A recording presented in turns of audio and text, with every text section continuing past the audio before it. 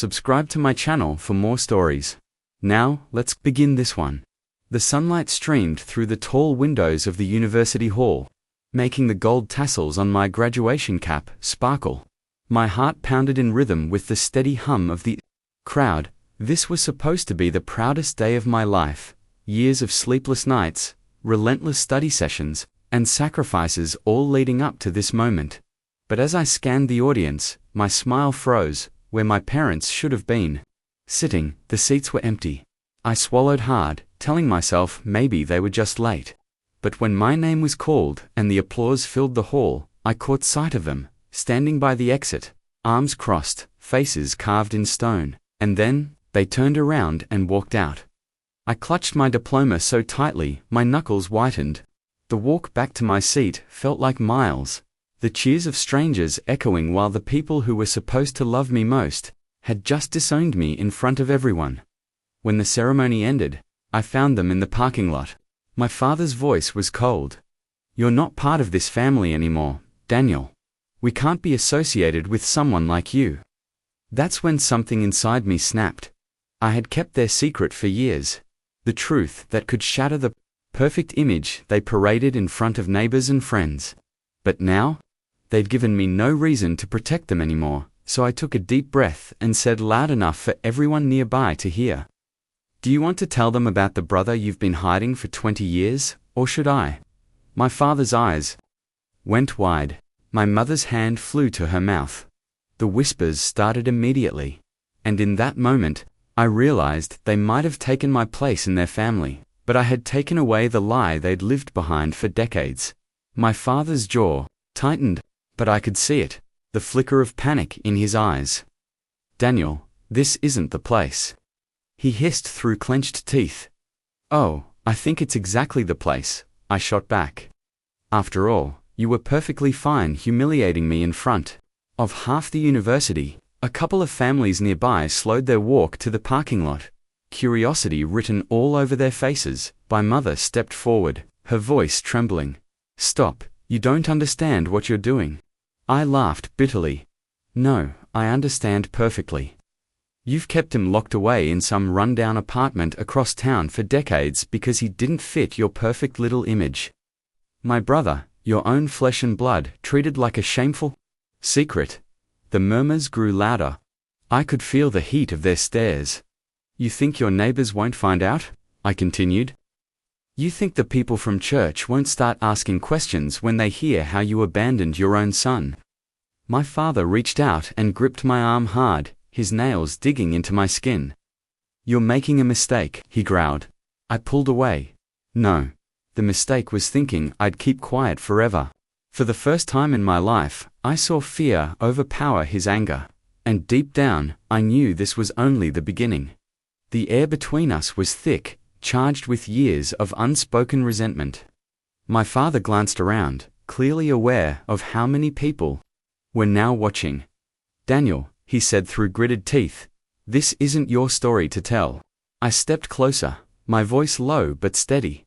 "It became my story the day you made me promise to never visit him. The day you told me pretending he didn't exist was for the good of the family."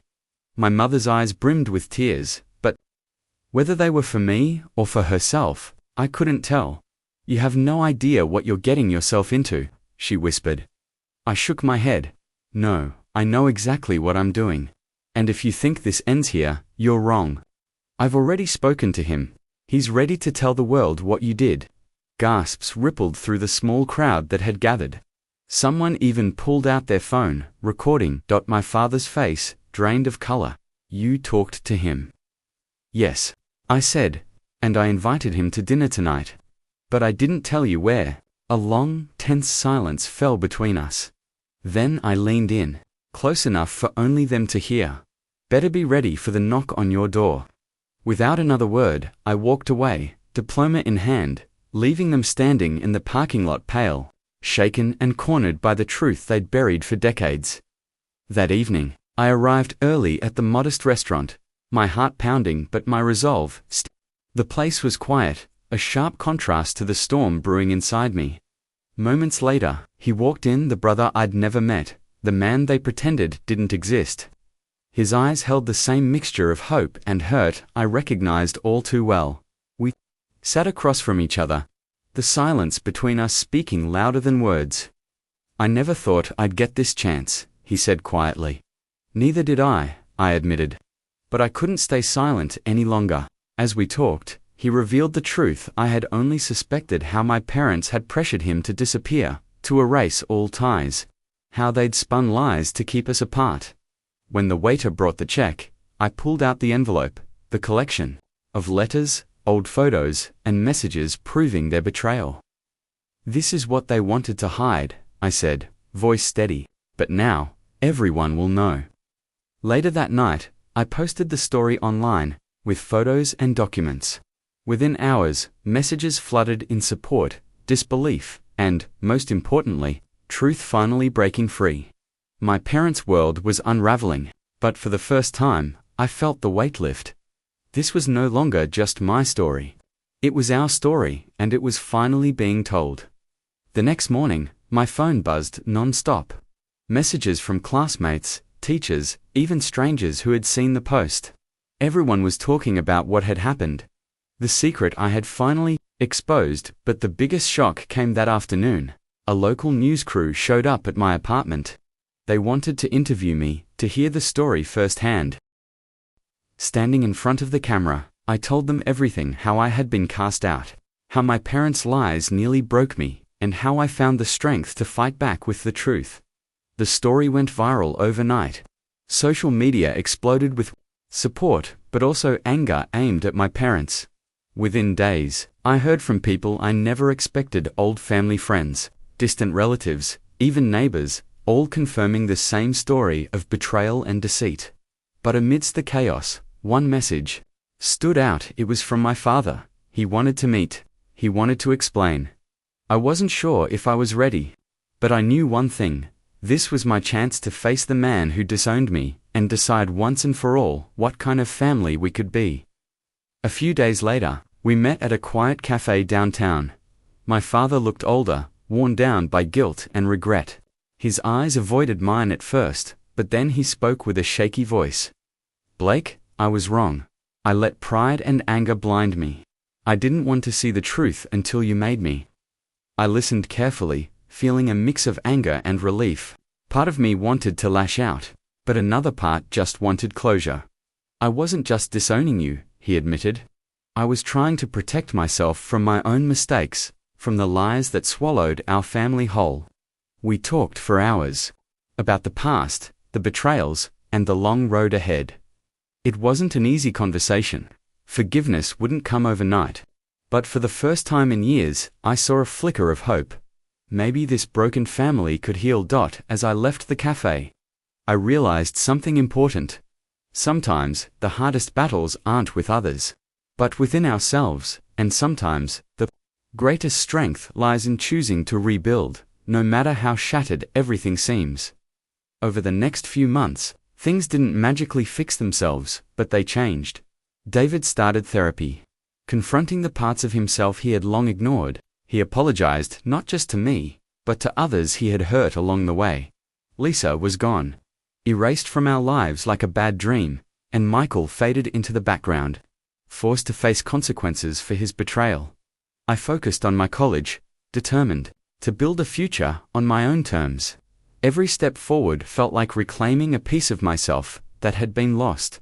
Family dinners became less about tension and more about cautious rebuilding. Sometimes, silence was all we could share. Other times, laughter slipped through cracks we didn't even know existed.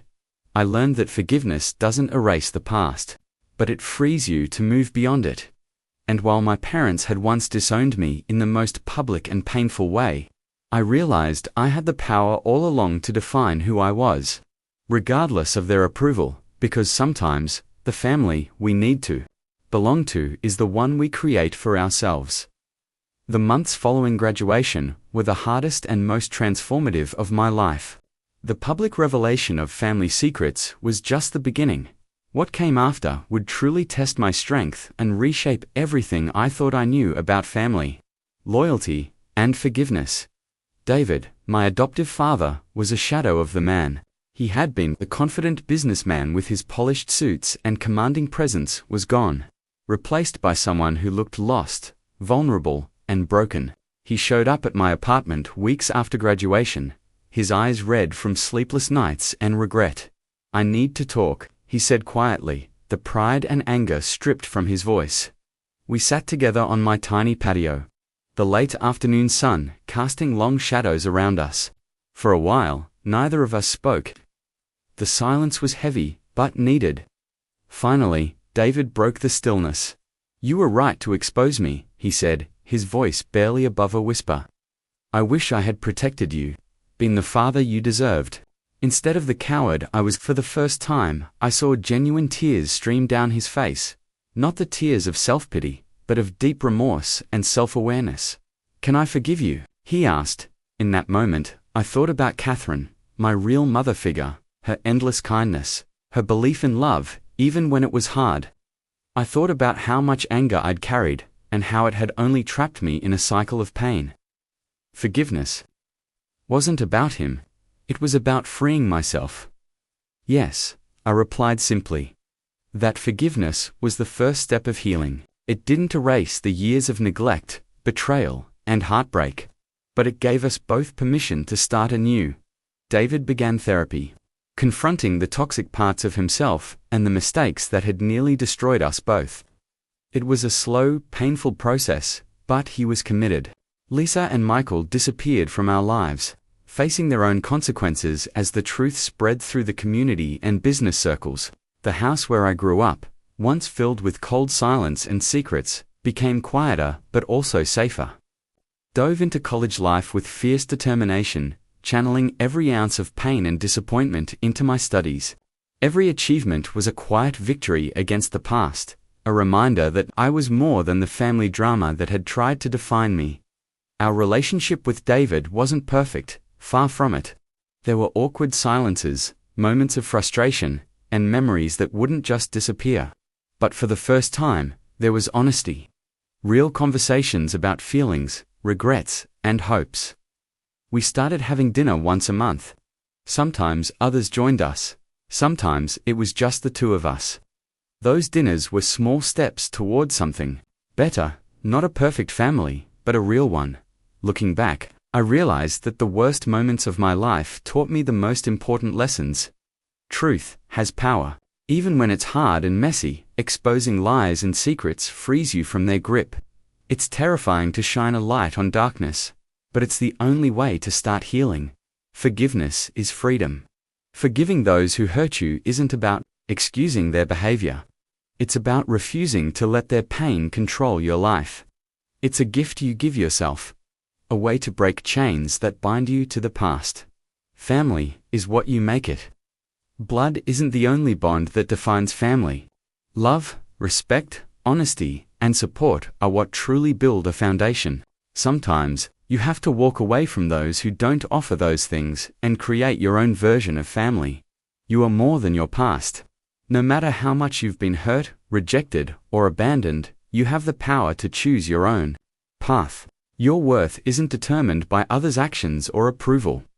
I share this story, not for sympathy or drama, but to remind anyone who's been betrayed or disowned that you're not alone and you're not powerless.